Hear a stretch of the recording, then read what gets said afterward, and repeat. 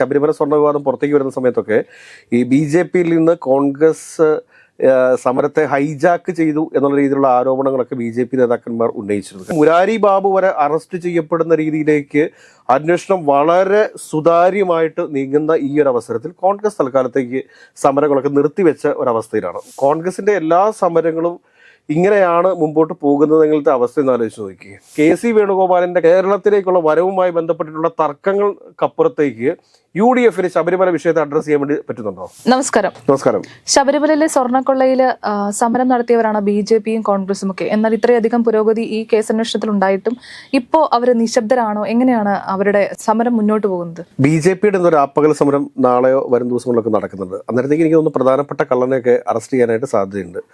അപ്പോൾ അങ്ങനെ വരുമ്പോഴത്തേക്ക് മിക്കവാറും BJP-യുടെ ആ ആപകല സമരം നടക്കുമോ ഇല്ലയോ എന്നുള്ളതാണ് ഏറ്റവും പ്രധാനമായും കേരളം ആകാംക്ഷയോടെ നോക്കിയിരിക്കുന്ന ഒരു കാര്യം. കാരണം ആദ്യ സമയങ്ങളിലൊക്കെ ഈ ശബരിമല സ്വർണ്ണ വിവാദം പുറത്തേക്ക് വരുന്ന സമയത്തൊക്കെ ഈ BJP-യിൽ നിന്ന് കോൺഗ്രസ് സമരത്തെ ഹൈജാക്ക് ചെയ്തു എന്നുള്ള രീതിയിലുള്ള ആരോപണങ്ങളൊക്കെ BJP നേതാക്കന്മാർ ഉന്നയിച്ചിരുന്നു. കാരണം രാജീവ് ചന്ദ്രശേഖർ കഴിവുകെട്ട ഒരുത്തനാണ് എന്നൊക്കെയുള്ള രീതിയിലുള്ള വലിയ ആരോപണങ്ങളൊക്കെ ഉന്നയിച്ചത്. കാരണം ഈ സമരങ്ങൾക്ക് വേണ്ടിയിട്ട് പണ്ട് നമ്മൾ സന്ദേശം എന്നുള്ളൊരു സിനിമയ്ക്കകത്ത് ഒരു ഡെഡ് ബോഡിക്ക് വേണ്ടിയിട്ട് ഇരുപക്ഷവും കിടന്ന് ബലം പിടിക്കുന്നൊക്കെ നമ്മൾ കണ്ടതാണ്. ഓർക്കുന്നുണ്ടാവും എനിക്ക് തോന്നുന്നത്. ഇത് ഞങ്ങളുടെ രക്തസാക്ഷിയാണെന്നൊക്കെ പറഞ്ഞു. ഏറ്റവും അവസാനം എന്താണെന്ന് വെച്ച് കഴിഞ്ഞാൽ പോലീസുകാരൻ വണ്ടിയിലെത്തുന്നു, എന്നിട്ട് പറയുന്നത് ഇയാൾ ഹാർട്ട് അറ്റാക്ക് മൂലം മരിച്ചതാണ് എന്ന് പറയുന്നതോടുകൂടിയാണ് ആ സംഘർഷം അവിടെ അവസാനിക്കുന്നത്. എന്ന് പറഞ്ഞ പോലെ തന്നെ ഒരു വിഷയം കേരളത്തിൽ ഉണ്ടാകുന്ന സമയത്ത് ആ വിഷയത്തിൽ ആരാണ് കൂടുതലായിട്ട് ഉത്സാഹിച്ച് സമരം ചെയ്യുന്നത് എന്നതിനെ കുറിച്ചൊക്കെയാണ് ഇപ്പോൾ ചർച്ച ചെയ്തുകൊണ്ടിരിക്കുന്നത്. ഇപ്പൊ ഏറ്റവും ലാസ്റ്റ് ഈ ശബരിമല സ്വർണ്ണ മോഷണവുമായി ബന്ധപ്പെട്ട വിഷയത്തിൽ ഹൈക്കോടതിയും അതോടൊപ്പം തന്നെ സ്പെഷ്യൽ ഇൻവെസ്റ്റിഗേഷൻ ടീമും കൃത്യമായ രീതിയിൽ തന്നെയാണ് അന്വേഷണം മുമ്പോട്ട് കൊണ്ടുപോയിക്കൊണ്ടിരിക്കുന്നത്. ഈ അന്വേഷണത്തിൽ ഏതെങ്കിലും തരത്തിലുള്ള ഒരു മായം ഇനി കലരും എന്ന് നമ്മൾ പ്രതീക്ഷിക്കുന്നില്ല. ഈ സംസ്ഥാന സർക്കാർ വിചാരിച്ചാൽ പോലും ഈ അന്വേഷണത്തിന് മേൽ ഒരു സ്വാധീനവും ചെലുത്താൻ വേണ്ടി സാധിക്കുന്നില്ല. സംസ്ഥാന പോലീസ് സേനയിലെ ഏറ്റവും സത്യസന്ധരായിട്ടുള്ള 2 ഉദ്യോഗസ്ഥന്മാരാണ് ഇതിന്റെ അന്വേഷണത്തിന് മേൽനോട്ടം വഹിക്കുന്നത്.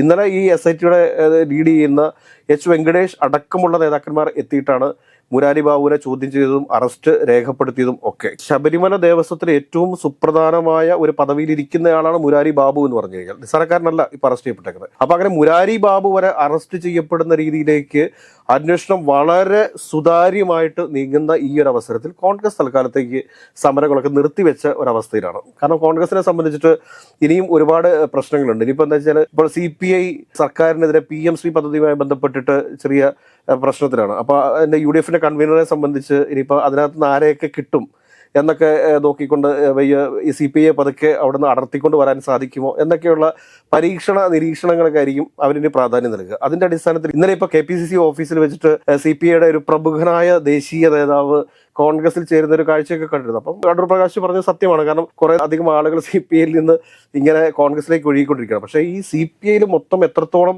അണികളുണ്ട് എന്നുള്ള കാര്യം നമ്മൾ ഈ സൂക്ഷ്മ ദർശിനി വെച്ചിട്ട് ഇങ്ങനെ നിരീക്ഷിച്ച് നോക്കേണ്ടി വരും. അതേമാതിരി അവസ്ഥയുള്ള ഒരു പാർട്ടിയാണ് ഈ CPI എന്ന് പറഞ്ഞത്. പക്ഷെ അവർക്ക് 5 മന്ത്രിമാരുണ്ട്. ഈ 5 മന്ത്രിമാരെ ഈ CPM നൽകിയിരിക്കുന്നത് എന്തുകൊണ്ടാണ് എന്ന് ചോദിച്ചാൽ ഒരു മുന്നണി മര്യാദയുടെ ഭാഗമായിട്ട് നൽകിയിരിക്കുന്നു എന്നതേ ഉള്ളൂ. അതിന്റെ അപ്പുറത്തേക്ക് വലിയ കഥയുണ്ട് എന്നെനിക്ക് തോന്നുന്നില്ല. പക്ഷെ ഏതൊക്കെയാലും കോൺഗ്രസ് സമരം അവസാനിപ്പിച്ചു. കോൺഗ്രസിന്റെ എല്ലാ സമരങ്ങളും ഇങ്ങനെയാണ് മുമ്പോട്ട് പോകുന്നതെങ്കിലത്തെ അവസ്ഥ എന്ന് ആലോചിച്ച് നോക്കി. ഇപ്പോഴും പോലീസ് അന്വേഷണം അതിന്റെ അവസാനത്തിൽ എത്തിയിട്ടില്ല. മുരാരി ബാബുവിനെ അറസ്റ്റ് ചെയ്തു. ഇനി ഇതിനെ അറസ്റ്റ് ചെയ്യപ്പെടാൻ വേണ്ടിയിട്ട് ഒരുപാട് ആളുകളുണ്ട്. ഇനി ആരൊക്കെ അറസ്റ്റ് ചെയ്യപ്പെട്ടേക്കാം? ഇങ്ങനെയൊക്കെയുള്ള ഒരുപാട് ചോദ്യങ്ങൾ അവശേഷിക്കുന്ന സമയത്തും കോൺഗ്രസ് സമരമുഖത്ത് നിന്ന് പിന്മാറി എന്ന് പറയുമ്പോൾ അത് എന്താണ് അവർ ഉദ്ദേശിക്കുന്നത്? അല്ലെങ്കിൽ UDF സമരമുഖത്തു നിന്ന് പിന്മാറി എന്ന് പറയുമ്പോഴത്തേക്ക് നമ്മൾ എന്താണ് മനസ്സിലാക്കേണ്ടത്? എങ്കിൽ പിന്നെ എന്തിനാണ് ഈ ശബരിമല സ്വർണ്ണമോഷണവുമായി ബന്ധപ്പെട്ടിട്ട് ഇവർ സമരത്തിന് ഇറങ്ങിയത്? ഈ സമരത്തിൽ ഇറങ്ങിയതിന് ശേഷം എത്ര ആളുകളുടെ പേരിൽ കേസുകൾ ചുമത്തപ്പെട്ടിട്ടുണ്ടാവാം?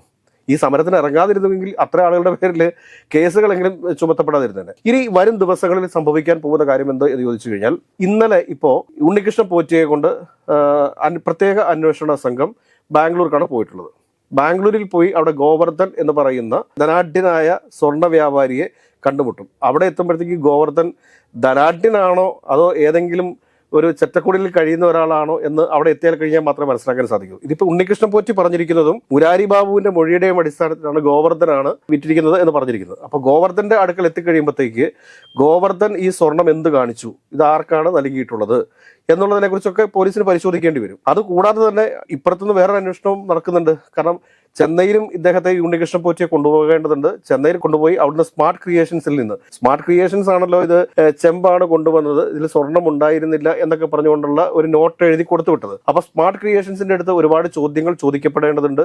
അപ്പം ഒരുപക്ഷെ സ്മാർട്ട് ക്രിയേഷൻസിന്റെ ഉടമസ്ഥന്മാരായിട്ടുള്ള ആളുകളെ ഒക്കെ കസ്റ്റഡിയിൽ എടുക്കാനുള്ള സാധ്യതകളുണ്ട്. കാരണം കൽപേഷ്, നാഗേഷ് ഇങ്ങനെയൊക്കെ പറയുന്ന ഒരുപാട് പിന്നെയും ഒരുപാട് ആളുകൾ ഇതിനകത്ത് ഉണ്ട്. ഇനിയും പുറത്തു വരാത്ത ആളുകളാണ് കൂടുതൽ. ഇപ്പൊ പുറത്തു വന്നിരിക്കുന്നതൊക്കെ ഒരു ചെറിയ കണ്ണികൾ മാത്രമാണ്. പക്ഷെ ഇതിന്റെ അറ്റത്തേക്ക് എത്തുമ്പോഴത്തേക്ക് വമ്പൻ സ്രാവുകൾ വീഴും. നമ്മൾ കഴിഞ്ഞ ദിവസം തുടങ്ങി പറഞ്ഞുകൊണ്ടിരിക്കുന്ന കാര്യമാണ്, ഇത് അവസാനിക്കുക ഇത് കർണാടകത്തിൽ തന്നെയാണ്. കർണാടകത്തിലെ ഏറ്റവും ധനികനായ ഒരു കോടീശ്വരന്റെ അറസ്റ്റിൽ മാത്രമേ ഇത് അവസാനിക്കുകയുള്ളൂ. ഇത് അദ്ദേഹത്തിന്റെ ഗൂഢാലോചനയായിരിക്കാം എന്ന് നമ്മൾ കൃത്യമായിട്ട് പറഞ്ഞിട്ടുണ്ട്. അപ്പോൾ അതേ രീതിയിലേക്കാണ് അന്വേഷണങ്ങൾ പോകുന്നത്. ഇതൊരു ഗോവർദ്ധനിൽ ചെന്ന് അവസാനിക്കുമെന്നും നമ്മൾ കരുതരുത്. ഒരു ഗോവർദ്ധനിൽ അവസാനിച്ചു പോകുന്നത് അല്ല ഇത്. എന്തൊക്കെയാണ് എന്ന് പറഞ്ഞു കഴിഞ്ഞാലും കേരളത്തിലെ ലക്ഷക്കണക്കിന് വരുന്ന, കോടിക്കണക്കിന് വരുന്ന അയ്യപ്പ വിശ്വാസികളുടെ പ്രാർത്ഥന ഫലം കാണും എന്ന കാര്യത്തിൽ ഒരു തർക്കവും വേണ്ട. വരും ദിവസങ്ങളിൽ തന്നെ സ്വർണം കട്ട യഥാർത്ഥ കളരെ പുറത്തു കൊണ്ടുവരും. അതിനകത്ത് ഒരു സംശയവും വേണ്ട. പക്ഷേ അപ്പോഴും ഞാൻ ചോദിക്കുന്ന ഒരു ചോദ്യം ഇതാണ്, എന്തുകൊണ്ടാണ് UDF ഈ സമരം ആരംഭിച്ചത്? എന്തുകൊണ്ടാണ് UDF ഇപ്പോൾ സമരം ചെയ്യാതിരിക്കുന്നത്? ഇത് ഞാൻ പെട്ടത് എല്ലാ ദിവസവും ഇവർക്ക് ജില്ലാ തലങ്ങളിൽ സമരം ചെയ്തോടെ, സംസ്ഥാന തലങ്ങളിലുള്ള സമരം കഴിഞ്ഞു, വിശ്വാസ സംരക്ഷണ യാത്രയൊക്കെ കഴിഞ്ഞു. ജില്ലാ തലങ്ങളിലും എന്തോ ഒരു വിശ്വാസ സംരക്ഷണ യാത്ര നടത്തി. അത് ഏതോ ഒരു പ്രധാനപ്പെട്ട ജില്ലാ ആസ്ഥാനങ്ങളിൽ മാത്രമാണ് നടത്തിയിട്ടുള്ളത്. ഇവർക്കിനി എത്ര നിയോജക മണ്ഡലം കമ്മിറ്റികളുണ്ട്? കേരളത്തിൽ 140 നിയോജക മണ്ഡലം കമ്മിറ്റികളുണ്ട്. കോൺഗ്രസിനെ സംബന്ധിച്ച് പറഞ്ഞു കഴിഞ്ഞാൽ 280ഓളം ബ്ലോക്ക് കമ്മിറ്റികളുണ്ട്. കോൺഗ്രസിന്റെ 2 ബ്ലോക്കുകൾ ചേർന്നാണ് ഒരു നിയോജക മണ്ഡലം എന്ന് പറയുന്നത്. അപ്പോൾ 280ഓളം ബ്ലോക്ക് കമ്മിറ്റികളുണ്ട്. ഇവിടങ്ങളിലൊക്കെ ബ്ലോക്ക് കമ്മിറ്റികളുടെ ഒക്കെ നേതൃത്വത്തിൽ വിശ്വാസ സംരക്ഷണ യാത്ര നടക്കേണ്ടതല്ലേ? അത് കഴിഞ്ഞതിന് ശേഷം മണ്ഡലം കമ്മിറ്റികളിൽ നടക്കേണ്ടതല്ലേ? അത് കഴിഞ്ഞിട്ട് ബൂത്ത് തലങ്ങളിൽ നടക്കേണ്ടതല്ലേ? നവംബർ 5 മുതൽ 15 വരെയുള്ള തീയതിക്കകം ത്രിതല പഞ്ചായത്തിലേക്കുള്ള തെരഞ്ഞെടുപ്പിന്റെ തീയതി പ്രഖ്യാപിക്കാൻ വേണ്ടി പോവുകയാണ്. ഈ തീയതി പ്രഖ്യാപിച്ച് ഒരു തെരഞ്ഞെടുപ്പിലേക്ക് നീങ്ങുന്ന സമയത്ത് കൃത്യമായിട്ട് സമരമുഖത്ത് ഉണ്ടാവേണ്ട ഒരു മുന്നണിയാണ് UDF എന്ന് പറയുന്നത്. ഈ UDF എന്താണെന്ന് ഈ സമരത്തിന് ഇറങ്ങാത്തത്? ഇപ്പോഴും KPCC പുനഃസംഘടനയുമായി ബന്ധപ്പെട്ടിട്ട്, അല്ലെങ്കിൽ KC വേണുഗോപാലിന്റെ കേരളത്തിലേക്കുള്ള വരവുമായി ബന്ധപ്പെട്ടിട്ടുള്ള തർക്കങ്ങൾക്കപ്പുറത്തേക്ക് UDFന് ശബരിമല വിഷയത്തെ അഡ്രസ് ചെയ്യാൻ വേണ്ടി പറ്റുന്നുണ്ടോ? എന്തിനേറെ പറയുന്നു, ഈ PM ശ്രീ പദ്ധതിയുമായി ബന്ധപ്പെട്ട് കൃത്യമായ ഒരു നിലപാട് വ്യക്തമാക്കാൻ വേണ്ടി പറയുന്നുണ്ടോ? ഇന്നലെ VD സതീശന്റെ പത്രസമ്മേളനത്തിൽ VD സതീശൻ എന്താ പറഞ്ഞിട്ടുള്ളത്? VD സതീശൻ പറഞ്ഞിട്ടുള്ളത് ഇത് CPM BJP ബന്ധത്തിന്റെ അടിസ്ഥാനത്തിലാണ് ഈ PM ശ്രീ പദ്ധതിയിൽ ഒപ്പിട്ടിട്ടുള്ളത് എന്നുള്ളതിനെ കുറിച്ചാണ്. VD സതീശനോ അതിലെ കോൺഗ്രസിനോ കൂടുതൽ അധികമായിട്ടൊന്നും പറയാനും സാധിക്കില്ല. കാരണം എന്ന് വെച്ചാൽ കർണാടക സർക്കാർ കോൺഗ്രസിന്റെയാണ്. കർണാടക സർക്കാർ ഓൾറെഡി ഈ പദ്ധതി PM ശ്രീ പദ്ധതിയിൽ അഡോപ്റ്റ് ചെയ്യപ്പെട്ടിട്ടുണ്ട്. അപ്പൊ അങ്ങനെ വരുമ്പോഴത്തേക്ക് കോൺഗ്രസിന് എന്ത് ചെയ്യണം എന്നറിയാത്ത ഒരവസ്ഥയുണ്ടോ എന്ന് എനിക്കൊരു സംശയമുണ്ട്. ആശയപരമായിട്ടുള്ള തീരുമാനങ്ങൾ എടുക്കുന്നതിൽ കോൺഗ്രസിന് തെറ്റുകൾ പറ്റുന്നുണ്ടോ എന്ന് സംശയമുണ്ട്. ഈ സമരങ്ങളിലേക്ക് എടുത്തു ചാടുന്ന സമരങ്ങളൊക്കെ കൃത്യമായിട്ട് മുമ്പോട്ട് കൊണ്ടുപോകാൻ സാധിക്കാതെ പാതി വഴിയിൽ ഉപേക്ഷിച്ചു പോകേണ്ട ഒരു ഗതികേടുണ്ടാവുന്നുണ്ട്. ഈ കഴിഞ്ഞ 5 വർഷക്കാലത്തെ അല്ലെങ്കിൽ കഴിഞ്ഞ 4.5 വർഷക്കാലത്തെ UDFന്റെ എല്ലാ സമരങ്ങളും എടുത്തു നോക്കൂ. ഏതെങ്കിലും ഒരു സമരം കൃത്യമായിട്ട് അതിൻ്റെ ഒരു വിജയം കണ്ടിട്ടുണ്ടോ? ഒരു കേരളയിൽ സമരത്തെക്കുറിച്ച് മാത്രം പറയാൻ സാധിക്കും. അതിൽ ജനങ്ങളുടെ പങ്കാളിത്തം ഉണ്ടായിരുന്നു, ജനകീയ സമിതികളുടെ പിന്തുണയുണ്ടായിരുന്നു. അതുകൊണ്ടാണ് ആ സമരം ഇത്രയും വളരെ വൻ വിജയമായിട്ട് മാറിയത്. പക്ഷെ ജനങ്ങളെ സംഘടിപ്പിച്ചുകൊണ്ടുള്ള സമരത്തിന് കോൺഗ്രസിന് പരാജയം സംഭവിക്കുന്നുണ്ടോ എന്ന് കോൺഗ്രസ് നേതൃത്വവും UDF നേതൃത്വവുമാണ് പരിശോധിക്കേണ്ടത്. ഏകദേശം ശബരിമല സ്വർണ്ണമോഷണവുമായി ബന്ധപ്പെട്ട് സംസ്ഥാന സർക്കാരിന്റെയോ അതല്ലെങ്കിൽ ഏതെങ്കിലും മന്ത്രിമാരുടെയോ ഉന്നതരുടെയോ ഒന്നും ഇടപെടലുകളെ വകവയ്ക്കാതെ തന്നെ അതിശക്തമായ വളരെ സുതാര്യമായ അന്വേഷണവുമായിട്ടാണ് സംസ്ഥാന സർക്കാർ മുൻപോട്ട് പോയിക്കൊണ്ടിരിക്കുന്നത്. വരും ദിവസങ്ങളിൽ കൂടുതൽ അറസ്റ്റുകൾ ഉണ്ടാവും. ഒരുപക്ഷെ ഇന്ന് തന്നെ ഈ പറഞ്ഞ ഗോവർദ്ധൻ അറസ്റ്റ് ചെയ്യപ്പെട്ടേക്കാം, സ്മാർട്ട് ക്രിയേഷൻസിന്റെ ഉടമസ്ഥർ അറസ്റ്റ് ചെയ്യപ്പെട്ടേക്കാം. അങ്ങനെ ഒരുപാട് അറസ്റ്റുകളിലേക്കാണ് നീങ്ങിക്കൊണ്ടിരിക്കുന്നത്. എല്ലാ സ്വർണ്ണ മോഷ്ടാക്കളെയും, എല്ലാ സ്വർണ്ണ കള്ളന്മാരെയും, അയ്യപ്പന്റെ സ്വർണം മോഷ്ടിച്ച മുഴുവൻ കള്ളന്മാരെയും ഹൈക്കോടതിയുടെ നിയന്ത്രണത്തിലുള്ള സ്പെഷ്യൽ ഇൻവെസ്റ്റിഗേഷൻ ടീം അറസ്റ്റ് ചെയ്ത് ജയിലറയ്ക്കുള്ളിലാക്കുകയും അവർക്ക് തക്കതായ ശിക്ഷ നൽകുകയും ചെയ്യുമെന്ന കാര്യത്തിൽ സംശയമില്ല. അപ്പോഴും കോൺഗ്രസ് പുതിയ വിഷയങ്ങൾ തേടി പുതിയ സമരങ്ങളിലേക്ക് ഇങ്ങനെ പോയിക്കൊണ്ടിരിക്കും.